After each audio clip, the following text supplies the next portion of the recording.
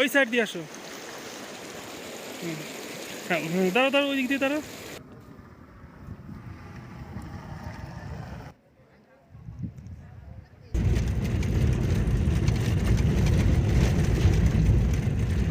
থামো থামো, একটা ফটো নেব।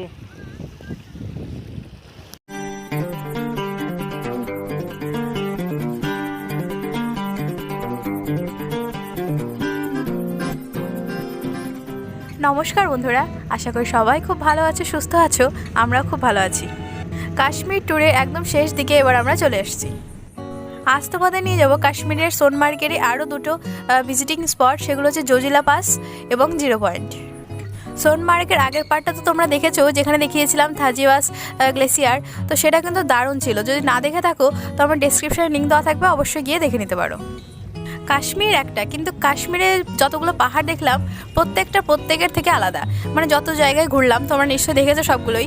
গুলমার্গ আলাদা, পেহেলগাম আলাদা, আবার শ্রীনগরের একরকম। আবার এদিকে দেখো, এই যে রাস্তা যাচ্ছি জিরো পয়েন্টের দিকে, এই রাস্তায় কিন্তু সোজা চলে যায় সেই কার্গিল, তারপরে তোমার লে লাদাখ, প্যাংগম লেক, সব কিন্তু এদিকেই পড়ে। কিন্তু এদিকটা আর এবার কমপ্লিট করতে পারলাম না, কারণ এত বড়টা জার্নি এমনিতে হয়ে গেছে যে আরও যদি জার্নি করতে যেতাম তাহলে শরীর আর পারমিট করতো না। এবার থাক, পরবর্তীকালে ভবিষ্যতে যদি বেঁচেও থাকি, ভগবান যদি চায়, তাহলে অবশ্যই একবার আবার আসবো। লে লাদাখ, প্যাংগম লেক, তারপরে 3 ইডিয়টসের যে শুটিং স্পটগুলো সবগুলো আবার দেখে যাব। না, গল্প করতে করতে চলে আসলাম 26 কিলোমিটার অতিক্রম করে জোজিলা পাসে। জিরো পয়েন্টটা কিছুটা আগে ছিল, তো সেখানে বরফ ছিল না, সেজন্য আমাদের জোজিলা পাসে এসে নামালো। এখানে একটু বরফ আছে যাতে আমরা দেখে যেতে পারি। নেমেই আগে খাওয়া দাওয়ার ব্যবস্থা করে নিলাম, কারণ সকাল সকাল বেরিয়েছি, কিছু পেটে পড়েনি। তো এতটা এসে খুব খিদেও লেগে গেছিলো, সেজন্য এখানে এসে দেখলাম যে গুমরি ক্যাফে। তোমরা এখানে খাবার ট্রাই করতে পারো, খুবই টেস্টি খাবার। এখানে ম্যাগি, তারপরে সিঙ্গাড়া, সব কিছু কিন্তু খুবই টেস্টি আর অ্যাফোর্ডেবল প্রাইসটাও বেশি না। 50 টাকা ম্যাগি আর 20 টাকা হচ্ছে সিঙ্গাড়া। আর শীতকালে সব থেকে আরামদায়ক যে জিনিসটা দরকার সবার, শরীরটাকে গরম করার জন্য একটা জায়গা। তো এখানটায় পুরো আগুনই জ্বালিয়ে দিয়েছিল, যেখান থেকে আমরা ওখান থেকে আর উঠতে ইচ্ছা করছিল না। পেটটাকে শান্তি করে, শরীরটা হালকা গরম করে এবার বেরিয়ে পড়লাম এখানকার সৌন্দর্য উপলব্ধি করতে। এই হলো জোজিলা পাস, যেখানে বহু বছর আগে পাকিস্তানের সাথে ভারতের একটা যুদ্ধ হয়েছিল, তখন থেকে এই জায়গাটা আরও বিখ্যাত হয়ে আছে। চারিদিকটা খুবই সুন্দর, চারিদিকটা তো একদম বরফে ঢেকে যায় পুরো ডিসেম্বর জানুয়ারি পর থেকে। কিন্তু যে সময় আমরা গিয়েছিলাম সেই সময় সম্পূর্ণ বরফ পড়েনি, কিন্তু উপরটা বরফ অনেকটাই পড়েছে, যার জন্য আরও সুন্দর লাগছে দেখতে। এই যে রাস্তাটা চলে গেল সোজা, এটা দিয়েই 315 কিলোমিটারের ব্যবধানে পড়েছে লে, আর এখান থেকে 43 কিলোমিটারের ব্যবধানে পড়েছে কার্গিল।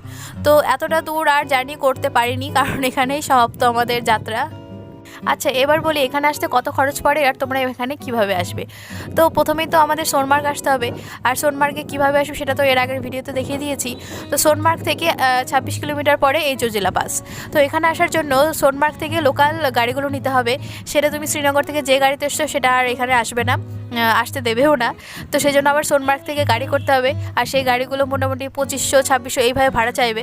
কিন্তু যদি বার্গেনিং করা যায় তবে অনেকটাই কমানো যায়।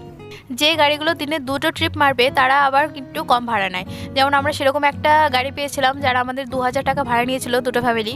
তো কিন্তু ওগুলোতে একটু ঝামেলা হয় কারণ তারা তাড়াতাড়ি ট্রিপটা শেষ করে আবার আর একটা ধরার প্ল্যান থাকে মাথার মধ্যে, সেজন্য তারা আমাদেরকে বেশি সময় দেয়নি। তো সেই হিসাবে তোমরা আগে থেকে কথাটা ভালো করে বলে নেবে, কতটা সময় দেবে, কিভাবে ঘোরাবে, কি ঘোরাবে, সব কিছু জেনে তবেই গাড়িটা ভাড়া করবে।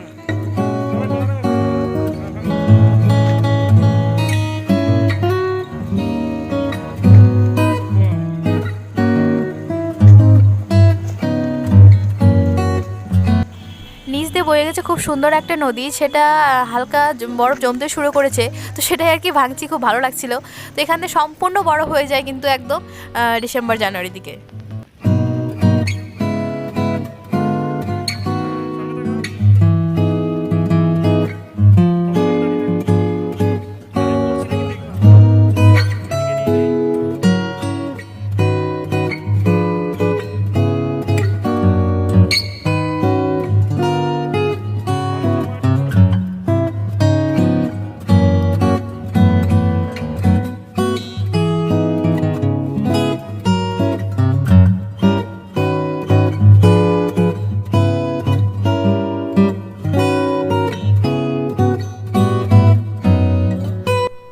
এখানে সম্পূর্ণ যখন বরফ জমে যায় তখন বিভিন্ন রকম অ্যাক্টিভিটি চালু হয়, যেগুলো তখন ছিল না। আর জুতোও পাওয়া যায়, জুতো ওই 50 টাকা 100 টাকা জোড়া। যখন বরফ জমে যায় বেশি, তখন ওই জুতোগুলো পরে বরফের মধ্যে যেতে হয়। তো আমাদের সেগুলোও নিতে হয়নি, কারণ আমরা বেশি বরফের মধ্যে যাইও নি। তো আমরা এখানে বেশি সময় কাটাতে পারিনি, কারণ ড্রাইভার খুব তাড়া দিচ্ছিল যে তাড়াতাড়ি চলুন, কারণ ওর মাথায় ছিল যে আর একটা ট্রিপ ধরতে হবে। তো সেই হিসাবে আগে থেকে কথা হয়তো আমরা বলে নিইনি, তো বলে নিলে হয়তো ভালো হতো। পাহাড়ের সাথে বরফের সাথে আজকেই শেষ সাক্ষাৎ, তো আর একটু ভালো করে মন ভরে উপভোগ করে নিই।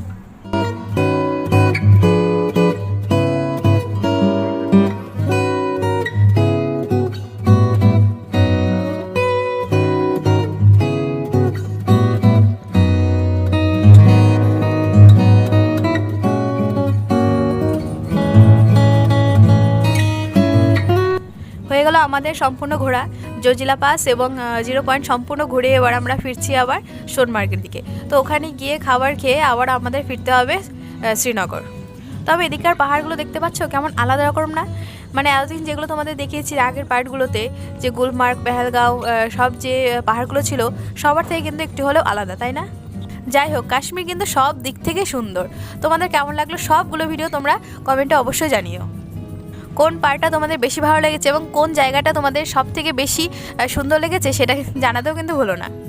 দেখো, তোমাদের পুরো কাশ্মীরটা একদম সুন্দরভাবে ঘুরিয়ে দেখালাম, কোথায় কি আছে, কোথায় কত খরচ হয়, কোথায় কোন হোটেল ভালো, সব কিছু জানিয়েছি।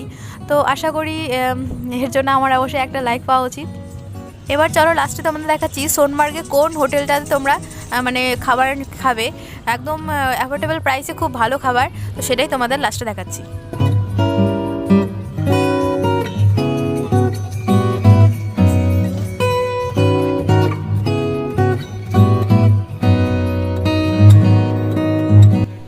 তোমরা দেখতে পাচ্ছ এই হোটেলটা, এখানে একদম পিওর ভেজ, এখানে কোনো মাছ, মাংস, ডিম পাওয়া যায় না।